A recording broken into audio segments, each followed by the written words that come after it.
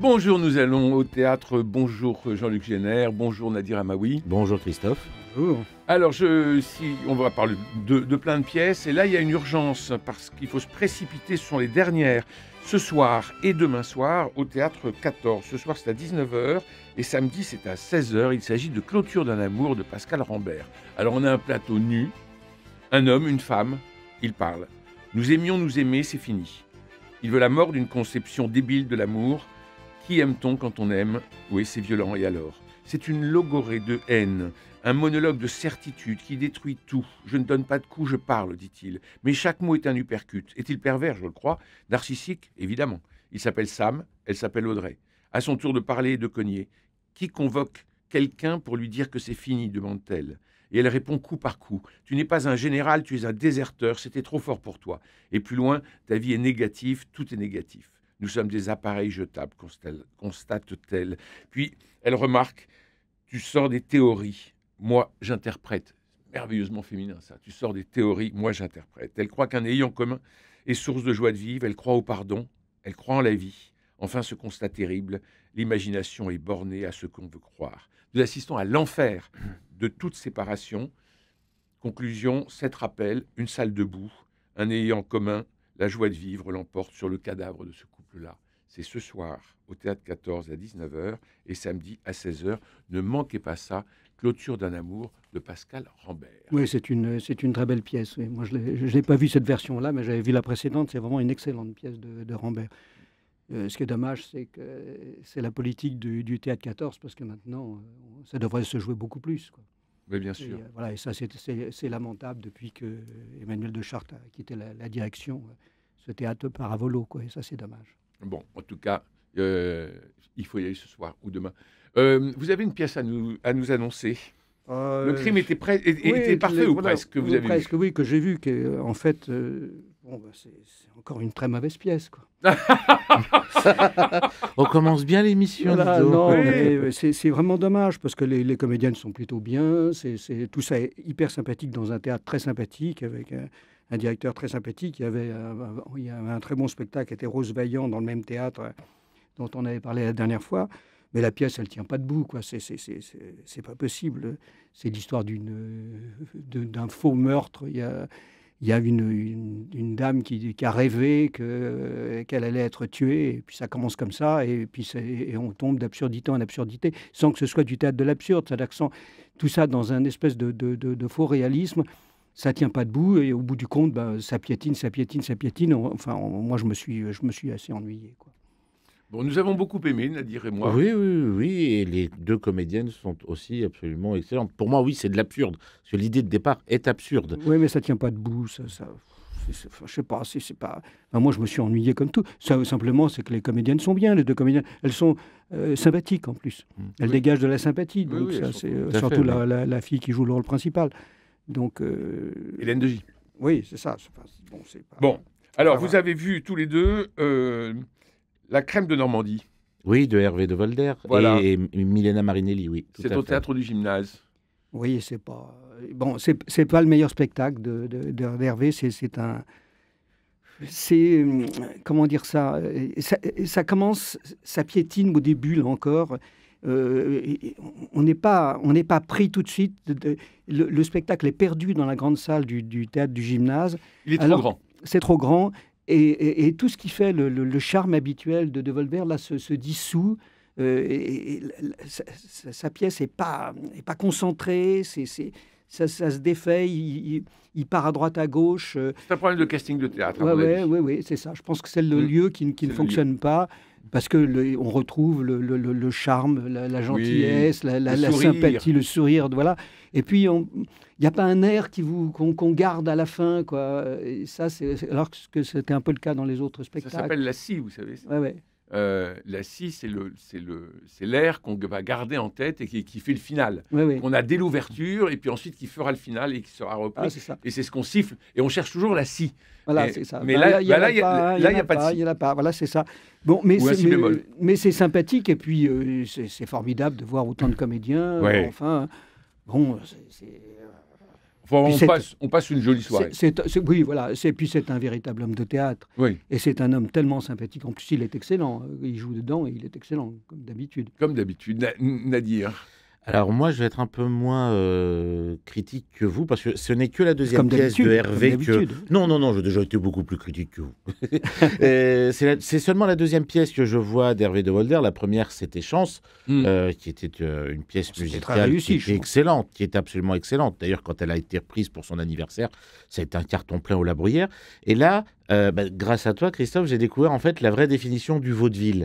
Et c'est exactement ce qu'on voit en fait dans cette pièce. C'est une pièce de théâtre comique avec plusieurs airs chantés. On est vraiment dans un vaudeville. L'idée de départ, moi je trouve qu'elle est intéressante, elle est drôle. Un type qui, pour pouvoir relancer la maison close qu'il a ouvert sans le dire à sa femme, veut faire venir un critique. Il veut utiliser, je crois que c'est le neveu de sa femme, pour faire croire que c'est un orphelinat pour gagner de l'argent, pour renflouer sa maison, sauf que à la place du neveu, c'est sa femme qui débarque, un critique de maison close, les clients de la maison close, le neveu qui débarque, plus toutes les pensionnaires de cette maison qui en font un petit peu qu'à leur tête, qui sont pas certaines qui sont pas la chips la plus croustillante du paquet, comme on dit. Et moi, j'ai passé un très bon moment parce que c'est pas un opéra, c'est pas un opérette, c'est pas une comédie musicale, c'est un théâtre musical qui plaît. On sourit devant, on rit de temps en temps, les personnages sont drôles, les comédiens sont très bons, là-dessus il n'y a rien à dire, Hervé de Volder est très bon, tous sans exception, les musiques, je ne sais pas si c'est le cas au gymnase, mais les musiciens jouent en live, ce qui est très bien. Oui, parce que je sais que moi quand je l'avais vu, il avait joué au théâtre du Ranelagh, c'était le cas également, mais je sais que dans certains théâtres c'est plus compliqué, c'est le cas aussi, c'est tout aussi bien. C'est du vrai spectacle. Voilà. Et c'est très bien fait parce que ils sont derrière une espèce de tulle, donc on les devine de temps en temps, mais sans qu'ils perturbent l'action, quoi. Voilà. Bon, ça c'est bien fait. Voilà. Et je trouve que c'est un style de théâtre qu'on n'a pas énormément souvent ces dernières années ici à Paris. C'est typiquement français en tout cas. Voilà, oui, c'est ça. Bien sûr. Et on est dans la lignée d'Offenbach, tout ça. Voilà, oui, voilà, c'est ça. Et des Labiche chantés. Voilà. Tout à fait. Tout ça, c'est le vaudeville. Vraiment le vaudeville de la belle époque. C'est charmant, mais ouais. Mais ça se traîne un peu, quoi. Surtout, ça met pas mal de temps à démarrer. Peut-être pour bien mettre le cadre de la pièce, je pense. Voilà. Pour donner un peu de culture théâtrale, le vaudeville, c'est pas forcément le mari, l'amant et dans le placard. Et l'amant dans le placard. Non, le vaudeville, c'est une partition. C'est une partition que l'on insère dans le texte de la pièce. Donc quand on dit c'est un vaudeville, c'est qu'il y a certains morceaux qui sont chantés et qui arrivent comme une espèce de truffe à l'intérieur. Comme doit-on le dire de la biche. Comme le doit-on le dire de la biche et comme pas mal d'Offenbach, tout simplement. Voilà. J'ai vu Port-Royal d'Henri de Monterland. C'est au théâtre du Nord-Ouest parisien, chez vous, donc Jean-Luc Génère. Absolument.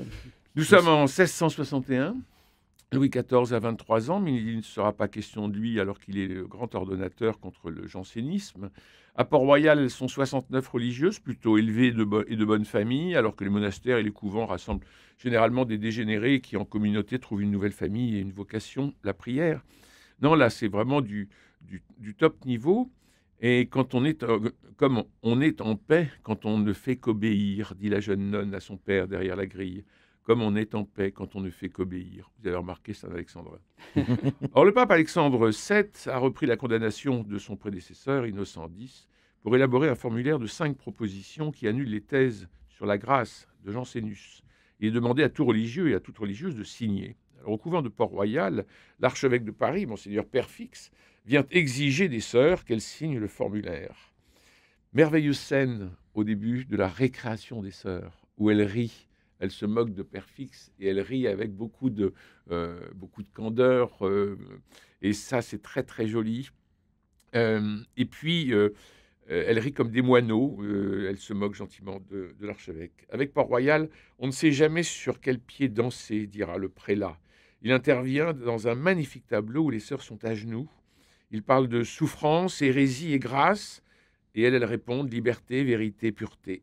Il aime obéir aux grands pour commander aux petits. Tout se passe en une seule journée. La dramaturgie est efficace jusqu'au retournement final où l'on comprend que Judas est intrinsèque à la passion et peut-être à toute communauté. Alors c'est très rare d'assister à un tel texte, donc vraiment je ne saurais que trop vous encourager d'y aller. Ça dure 2h30, 2h20. 2h20, 2h15, 2h20. mais on voit pas le temps passer. Il n'y a pas de décor, il y a 9 nonnes et un évêque. Et alors elles sont toutes en uniforme, mais elles sont tellement caractérisées par juste leur visage qu'on voit très très bien les caractères et la distribution est fort bonne. Petit bémol peut-être, c'est petit bémol, mais ça je le dis au metteur en scène qui est devant moi. Je trouve que lorsque le père Fix traverse la communauté quand elles sont à genoux, ça casse la communauté. Et je pense qu'il pourrait plutôt les encercler. Mais c'était fait exprès. Il essaye de casser la Oui, communauté. plutôt que de rentrer. Il essaye, mais Il essaye, voilà. Mais enfin, symboliquement, dans la mise en scène, ça casse. C'est fait exprès. mais la Alors, pièce de est. toute façon, comme tout, tout ce que je fais en général. Non, mais tout est signifiant. Oui, tout est signifiant. Il n'y a pas un truc. Tout est Si on signifiant. répète, et puis c'est des pièces on répète 2 mois et demi. Je veux dire que c'est un travail considérable. Ça se joue la prochaine fois, c'est quand? Je sais pas. Bon, donc vous allez sur le théâtre du Nord-Ouest, c'est toujours un théâtre d'alternance. Donc, sur le site du théâtre du Nord-Ouest parisien, et puis pour Port-Royal, Dorine Monterland, parce que c'est vraiment un must. Vous avez vu Frida, Nadir? Oui, tout Ça se à donne fait. où? À la Manufacture des Abbesses. Voilà. Ça se joue les dimanches à 20h et du lundi au mercredi à 21h jusqu'au 20 mai. De quoi s'agit-il? Alors, c'est la vie de Frida Kahlo, tout simplement, mais en 1h10. Mhm. C'est-à-dire qu'en fait, dès que nous rentrons dans la salle, nous sommes accueillis par toutes les personnes qui ont entouré la vie de Frida Kahlo, c'est-à-dire sa sœur, son mari, son médecin et celle qui gère le musée où il y a toutes ses œuvres. Mais on ne la voit pas, on ne voit pas Frida Kahlo, on ne sait pas où elle est. Et dès que la salle tombe dans le noir, un rideau s'ouvre et il y a Frida Kahlo en chaise roulante. Et en fait, là où c'est très astucieux, c'est que en fait, on passe d'un lieu à un autre, d'une époque à une autre, et uniquement parce que au milieu de cette scène, donc que vous connaissez la Manufacture des Abbesses, il y a un carré avec 4 rideaux accrochés les uns à côté des autres. Il suffit juste de tourner ce rideau et on se retrouve soit dans la demeure de la famille de Frida Kahlo, soit dans l'appartement du couple aux États-Unis, dans tous les endroits où Frida Kahlo est passée. Et en 1h10, on découvre à peu près la vie de Frida Kahlo de son adolescence jusqu'à son lit de mort. Et j'ai trouvé ce spectacle absolument sublime. L'autrice et metteuse en scène Paola Dugno a fait un travail excellent. On a une femme qui est assise pendant 1h10 et en fait, c'est la narratrice du spectacle. On a l'impression que c'est la conservatrice d'un musée qui annonce le lieu, à quelle époque on est, quel âge a Frida. Et la comédienne qu'elle a choisie pour jouer Frida Kahlo, qui s'appelle Anna Lorveau, est juste absolument splendide. Il n'y a pas d'autre mot, elle est splendide. Quand on voit son visage, on a l'impression de voir Penelope Cruz jeune au début de sa carrière.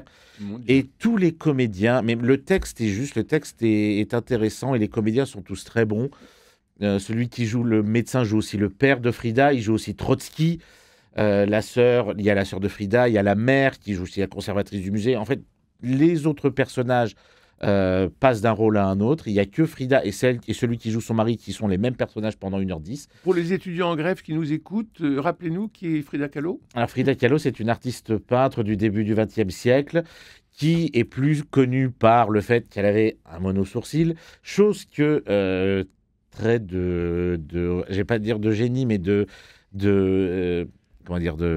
un petit trait qu'a voulu faire la metteuse en scène et autrice. Elle ne voulait pas que ce soit vraiment un copier-coller de Frida Kahlo, donc il n'y a pas le mono-sourcil. C'est le premier truc qu'on voit des Frida Kahlo apparemment. Il n'y a pas le mono-sourcil. Oui, mais parce qu'on s'en fout en réalité. Ben oui. Et la comédienne et celle qu'elle a pris pour jouer Frida Kahlo est absolument... Ça fonctionne très bien parce que on sent la passion, la passionnariat dans sa manière de jouer. Et on passe vraiment 1h10, oui, ça dure 1h10 à découvrir une Frida Kahlo qu'on ne connaît pas. C'est-à-dire que moi, je ne connaissais que quelques peintures de l'artiste. Oui. Et on découvre sa vie. Et c'est vraiment très réussi. C'est une jeune compagnie et c'est un spectacle qui est très, très beau. C'est une Argentine, c'est un peintre, un peintre argentin. Quoi. Oui, absolument. Voilà. Non, mais il y avait eu aussi un spectacle qui était très très bien au De Jazet sur Frida Kahlo il y a quelques années. Ben, c'est un personnage assez étonnant. Étonnant et donc éminemment théâtral. Oui. Vous avez vu une autre pièce, c'est l'île des esclaves. Oui, j'ai vu l'île des esclaves au Lucernaire. Oula. Merci. Ça commence par. Non, mais C'est plus- non, mais c'est une pièce. C'est pas... Marivaux, nous sommes Oui, d'accord. c'est Marivaux. Bah, Voilà. bon, alors, mais c'est pas la meilleure pièce de Marivaux. Non. Et c'est dommage parce que là, il avait un thème absolument extraordinaire, quoi. Mm. Allez, bon, je vais faire comme vous, je vais raconter la pièce. Oui, il faut. Oui, il faut pas toujours parce que Non, mais quelquefois on noie les. Non, mais c'est bien, les auditeurs peuvent rêver comme ça. Oui, mais quelquefois on en dit trop et à ce moment-là, quand ils vont voir le spectacle. J'en ai pas trop dit, j'espère. Non. Bon. Moi non plus, j'ai non. j'ai vraiment sur. Non, On mais a donné quelquefois- envie. Voilà. Quelquefois on en dit trop parce que ce qui fait qu'on tue le suspense Ah ben non, il ne faut pas. et Non. le théâtre c'est aussi on ne sait pas ce qui va arriver, quoi. La critique Voilà, devrait voilà. être une sorte de pédagogie de l'enthousiasme, Exactement. disait Aragon Bah, voilà. dans Jabba mon jeu. Pour une fois, je serais d'accord avec Aragon. Bon, ben voilà, la pédagogie. Alors, avec pédagogie de l'enthousiasme, s'il vous plaît, Jean-Luc Génet, racontez-nous l'île des esclaves. Voilà, il y a, comme souvent chez Shakespeare ou chez Marivaux, une tempête. Mm. Et puis, on se retrouve donc sur une Naufrage. île avec deux couples, avec le maître et son esclave mâle, et puis la maîtresse et son esclave femelle. Et puis là, il tombe sur une île qui est l'île des esclaves, où tout d'un coup, tout est retourné. Donc le maître va devenir l'esclave et l'esclave va devenir le maître dans les deux sens. Bon. Et ensuite, savoir comment tout ça va, comment ils vont arriver à... Est-ce que ça va dégénérer vivre. ou est-ce que ça va se construire? Là, ça va Ouais. se construire. Donc c'est un sujet assez formidable. Voilà. Bon, ce qui est dommage, c'est que la pièce est un peu courte, c'est-à-dire qu'elle Oui. elle développe pas véritablement le sujet, et ce qui fait qu'on est un peu en manque. Et d'autant que là, dans la mise en scène, c'est un petit peu ce qui se passe. C'est-à-dire que c'est pas assez assis pour qu'on soit véritablement en empathie avec les personnages. Les retournements, et je ne le dirai pas, hein, je ne Non. dirai pas ce qui se passe, le retournement est difficilement compréhensible. On sort pas de là plein comme on devrait l'être avec un sujet comme ça, parce qu'il y a de l'humanité, comme toujours chez Marivaux, il y a de la cruauté, il y a de l'humanité, il y a de la fragilité, il y a tout ça qu'on sent pas, ça fait un peu illustratif. Et voilà, c'est un peu dommage, mais c'est pas mal quand même. Voilà, il faut dire que c'est pas mal. Et puis ceux qui connaissent pas la pièce, allez-y, parce que c'est toujours la même chose. Mais c'est pas la dispute, c'est pas les grandes pièces de Marivaux, Ah ben non. c'est pas ben non. le triomphe de l'amour, c'est pas Le jeu de l'amour et du hasard. le jeu de l'amour et du hasard, la Mais- fausse suivante, qui mais est peut-être son chef-d'œuvre. Mais curieusement, elle est souvent jouée. Oui, elle est souvent jouée parce qu'elle est courte. Ouais. Parce qu'elle est courte. Et Et que voilà. Bon, et puis Contrairement surtout, c'est un sujet social, quoi. C'est-à-dire que ben voilà. et donc c'est un sujet de gauche, quoi. Contrairement à la fausse suivante, j'ai l'impression qu'elle n'est pas souvent, elle est pas souvent jouée au théâtre. J'ai l'impression ces dernières années.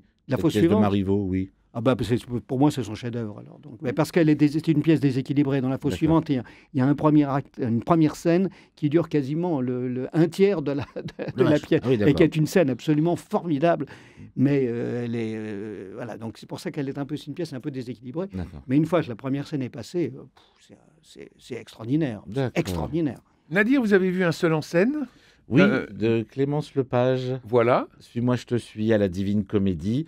Donc, c'est une jeune fille qui va raconter un petit peu sa vie. Une jeune femme qui n'a pas, qui se disperse très facilement.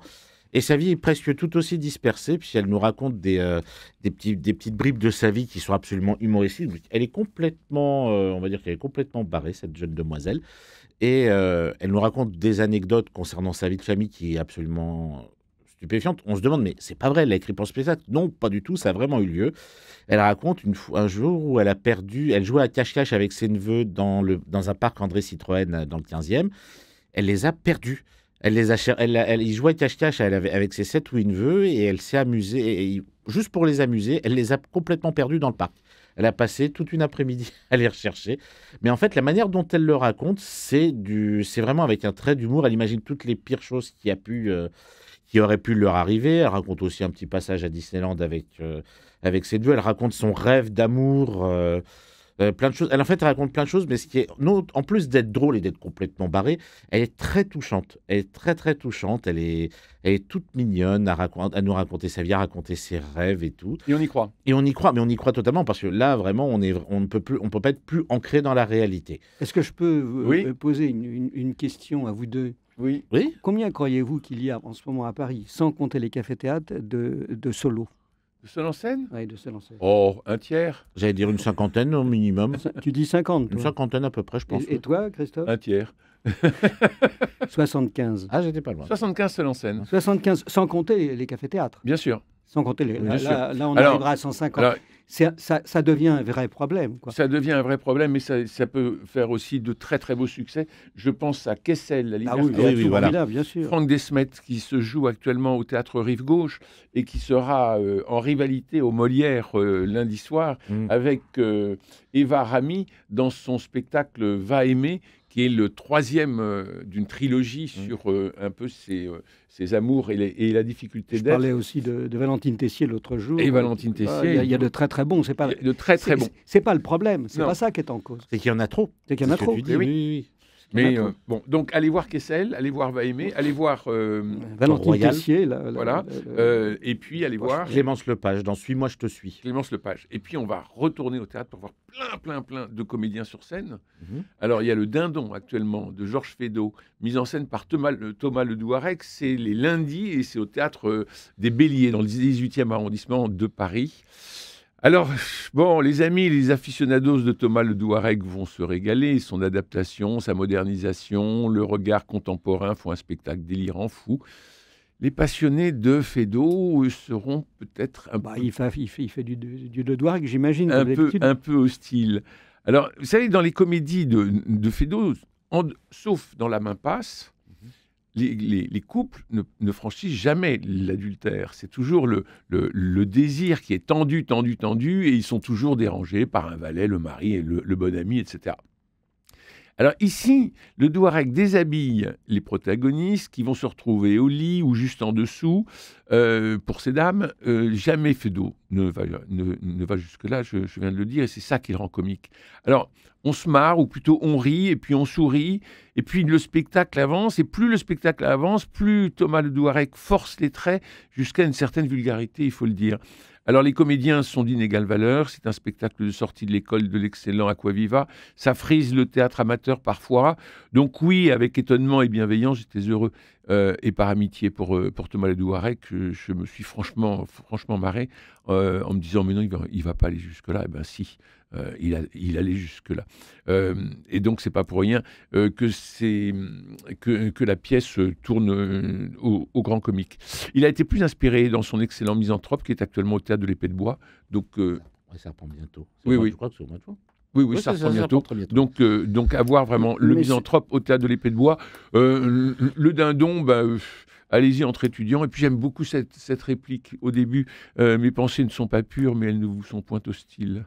Non, mais c'est une excellente pièce. Ah oui, Mais un des problèmes qu'il y a aujourd'hui, c'est que ces metteurs en scène qui travaillent avec des élèves, parce que là c'est le cas, hein, au lieu de les amener tout de suite à l'essence du théâtre, ils travaillent d'une manière superficielle, sur la forme. on est un peu dans la gesticulation. Voilà, et ça, c'est ce que fait Thomas, et c'est dommage, parce que c'est vraiment beaucoup plus fait. Et finalement, ça donne ensuite, parce qu'après ça, tous ces jeunes comédiens, c'est eux qui vont faire le théâtre de demain. Et c'est vraiment du gâchis, c'est vraiment dommage, quoi. Parce que la réplique du Dindon en disant mais cette femme que je ne connais pas, le monsieur je ne le connais pas, et finalement tous les gens qu'il a croisés, il ne les connaît pas, et à la fin il comprend qu'il est le Dindon.